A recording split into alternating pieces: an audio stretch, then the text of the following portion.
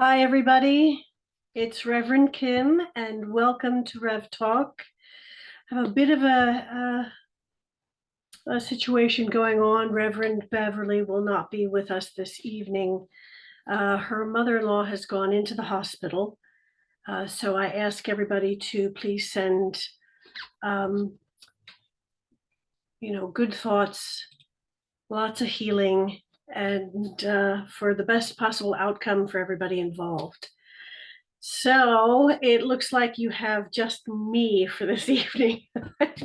And truth be told, I really do like having Bev there as not just a buffer, but also somebody to bounce things off of. But since it seems to be the energies are kind of switching everybody around, pushing our boundaries, pushing our envelopes, taking us out of our comfort zones. And I'm in one of those. So with that, I think I'm just going to draw some cards to see what kind of messages we get. Now, the one I did draw earlier today from the creatures deck that I have, which I love, which is, I think, rather appropriate, is peace. And I really do love this card for a lot of reasons, which I'm sure, everybody can. It is a very serene kind of picture, which in these times of what seem to be chaos and turmoil, if we're just focusing in on certain things, peace is always around us. And I think that's part of the message. It's peace is always there, always around us, whenever we really need it. We just need to learn how to tap into that. And I think that's really important for everyone, me as well. And I mean, I know we can get caught up in our day-to-day activities, and you get caught up in all of that noise and that distraction, and it has a tendency to bring our energy levels down, our vibration down, and that I think is part of the reason everybody reacts the way they do. Sometimes it's a knee-jerk reaction, and we're not taking the time to pause and really kind of look at the situation and just say, let there be peace. The other cards I want to share, which I got, and I know this is not my forte, but from the same author, the same artist of the Creatures deck, is the Creatures Tarot. And this is actually kind of a fun, well, it is a fun deck. There's not a big book as far as explaining the tarot. And I kind of like that because this artist also wants you to use your own intuition. So again, one of the cards that I pulled earlier today, which I thought was just a lot of fun, is the Page of Wands. And I look at that as, lighting the way and embarking on a journey. And I think, if I'm not mistaken, let me check the book here. Okay, the Page of Wands, exploration, excitement, potential. So it's a fun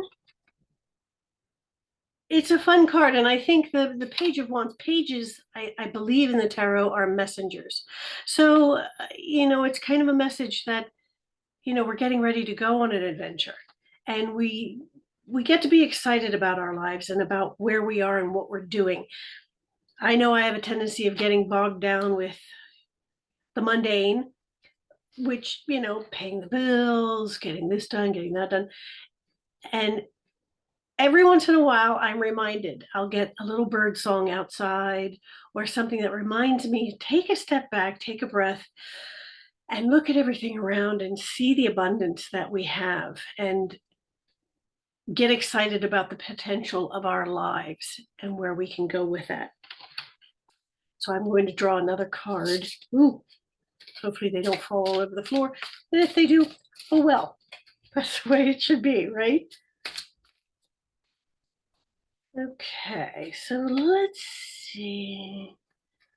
Where? That one. Okay, what is this one? Put you here. Ooh.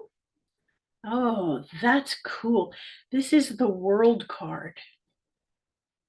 I think that's a really, wow, that's a neat card.